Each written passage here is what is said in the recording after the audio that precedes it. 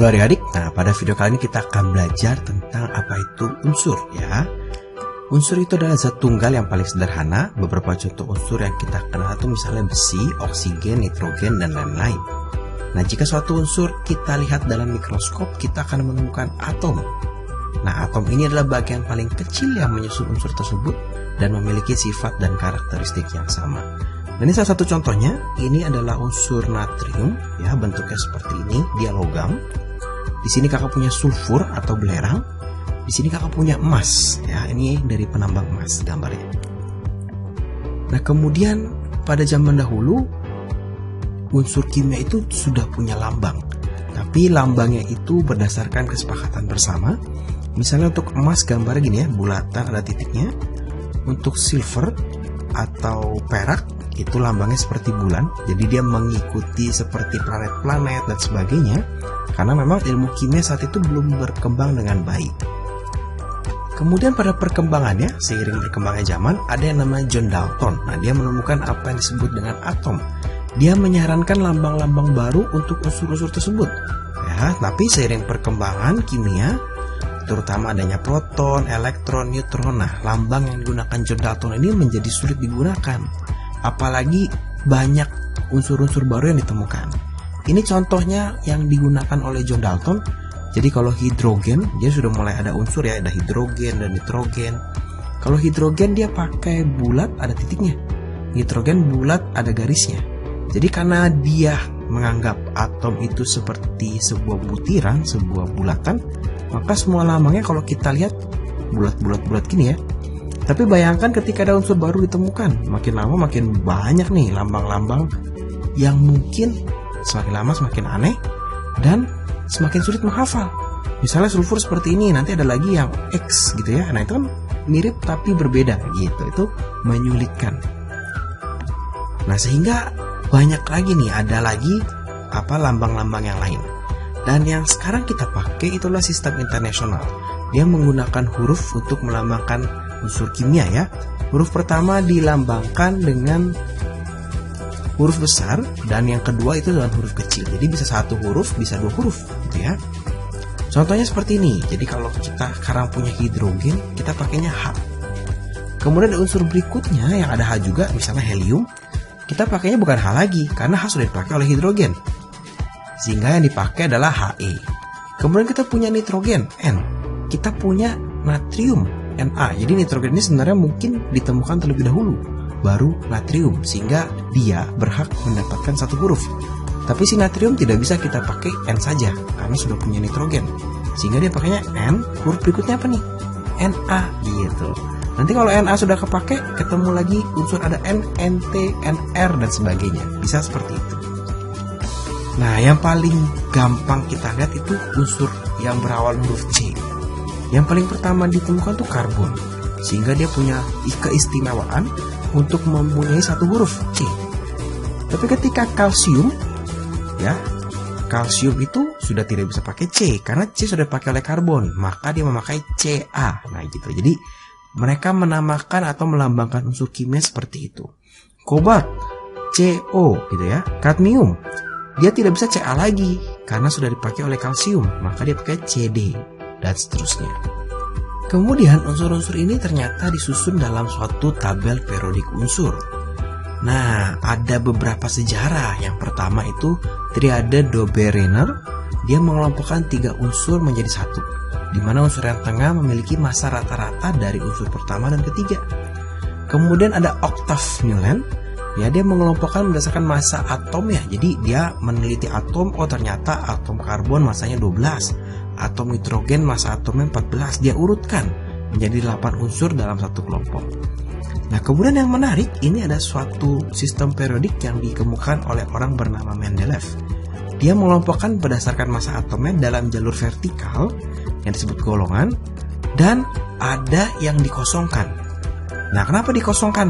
Karena Mendeleev menganggap unsur yang sudah ditemukan itu sifatnya berbeda dari yang sudah ada.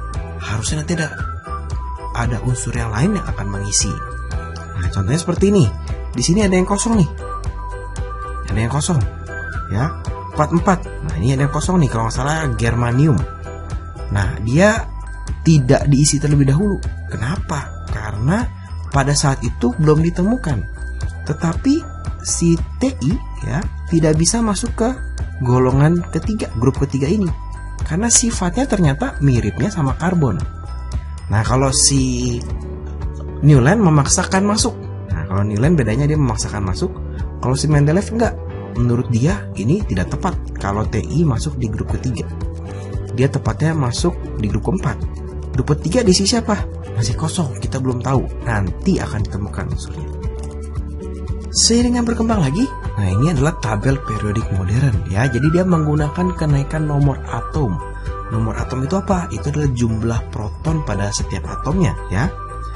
Kemudian sifatnya menjadi landasan beberapa unsur terletak pada golongan atau periode berapa. Jadi ini atom H nomor atomnya 1, helium nomor atomnya 2, terus Li litium nomor atomnya 3 dan seterusnya disusun. Dan kalau diteliti ini yang sekelompok yang sebaris ke bawah itu punya sifat yang sama. C, Si, Ge, Sn, Pb, F, L itu punya sifat yang sama. He, Ne, Ar, Kr, Xer, N, dan Og punya sifat yang sama. Jadi satu golongan dia punya sifat yang sama. Nah, gimana sih contoh-contoh soal dari unsur? Nah, biasanya kalau tabel periodik tidak ditanya, karena hanya bersifat pengetahuan saja. Tapi kalau unsur biasanya kita disuruh menentukan namanya. Nah, memang untuk menentukan nama ini mau tidak mau kita harus hafal. Tapi nanti seiringnya berjalan waktu, beberapa akan kita hafal dengan lebih cepat. Karena kita sering ketemu. Contoh misalnya N ini gampang banget. Ini adalah nitrogen, gitu ya. Kemudian kita punya C. Oh, ini pasti karbon. Nah, yang lain kita tinggal menghafalkan ya. Kalau Be ini adalah berilium. Na ini adalah natrium. Ini akan sering keluar. Biasanya kita akan cepat hafal. Cl ini adalah klorin. Ini juga yang cepat keluar, cepat hafal harusnya. Al aluminium. Nah, ya. Ini harus dihafal. Hafalnya dari mana, Kak? Dari tabel yang di depan tadi. Nah, ini dari tabel ini. Tapi ini hanya sebagian. Nanti kalian silakan boleh menghafalkan dari catatan guru kalian, atau dari buku paket kalian, atau bisa juga dari tabel periodik. Nah, di sini setiap unsur ada namanya nih, karbon dan sebagainya. Tinggal cari atau beli tabel periodik di toko buku. Nah, kemudian selain itu bisa juga soalnya dibalik. Sekarang kita menentukan lambang unsurnya. Misalnya magnesium. Magnesium ini adalah Mg. Bedakan dengan mangan. Nah, mirip ya. Ada G-nya juga, tapi kalau mangan ini Mn lambangnya. Kalsium itu Ca. Bedakan dengan kalium. Mirip nih ya, tapi dia lambangnya K. Nah, beberapa unsur itu namanya tidak mengikuti bahasa Indonesia, dan memang dalam menentukan lambang itu menggunakan bahasa Latin. Sehingga ketika kita ketemu perak, namanya bukan Pe, tapi namanya adalah Ag. Lambangnya adalah Ag. Itu adalah argentum. Argentum itu bahasa Latin dari perak. Bromium ini Br ya. Oh, kalium tadi ada di sini. Ini adalah K, dan oksigen itu adalah O. Satu lagi yang penting adalah kita harus bisa menentukan mana unsur yang logam, non-logam, dan metaloid. Ya, jadi ada unsur logam punya sifat-sifat yang mirip seperti logam, misalnya ditarik magnet. Ada unsur non-logam yang tentunya tidak ditarik magnet, salah satu contoh sifatnya. Tapi ada juga unsur yang metaloid. Nah, metaloid ini unik. Pada situasi tertentu dia bersifat sebagai logam. Pada situasi yang lain dia bisa menjadi non-logam ya. Nah, kalau di tabel periodik, nah yang non-logam itu yang berwarna biru, yang logam itu yang berwarna pink ya, berwarna merah. Yang metaloid yang berwarna hijau. Memang biasanya mereka berdekatan kecuali si hidrogen. Nah, hidrogen ini punya pengecualian karena memang ketika dikelompokkan sifatnya itu mirip dengan litium, natrium, kalium, yaitu reaktif. Jadi dia mudah sekali terbakar, mudah sekali meledak, sehingga dikelompokkan menjadi satu. Tapi dia adalah unsur non-logam. Metaloid contohnya kita punya silikon. Silikon itu banyak dipakai di handphone kita, pada prosesor atau pada RAM-nya dan sebagainya. Nah, dia unik karena pada suhu tertentu atau pada tegangan tertentu dia bisa menghantarkan listrik, tapi pada suhu atau tegangan yang lain dia tidak bisa menghantarkan listrik. Jadi kadang bersifat logam, kadang bersifat non-logam. Makanya dimanfaatkan sebagai komputer. Nah, kita harus bisa menentukan nih mana yang logam, mana yang non-logam, mana yang metaloid. Tentunya dari menghafal tabel periodiknya. Namun biasanya akan lebih mudah kalau kita tahu mana yang non-logam dan metaloid, ya, karena yang logam itu banyak banget, ya. Kita coba aja ya. Jadi kalau disuruh tentukan mana yang logam, non-logam dan metaloid, kita bisa lihat dari tabel periodik. Litium misalnya, litium itu ada di sini, ya, berarti dia adalah logam. Boron, boron itu B. Boron, oh hijau, berarti dia adalah metaloid. Nah, hidrogen tadi sudah kakak singgung, dia adalah non logam. Platina, platina itu PT. Oh di sini. Nah, dia adalah logam. Helium ini adalah non logam.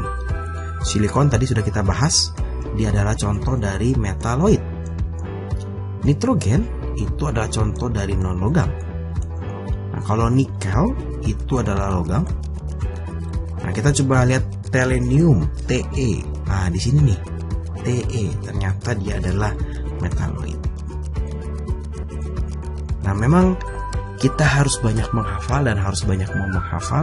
Silakan teman-teman bisa mencari cara menghafal yang terbaik. Ingat ya, ada yang bisa menghafal melalui gambar, ada yang bisa menghafal dengan mengucapkan kembali, ada yang bisa menghafal dengan menulis. Coba teman-teman cari bagaimana teman-teman bisa menghafal dengan efektif. Terima kasih sudah menonton video ini.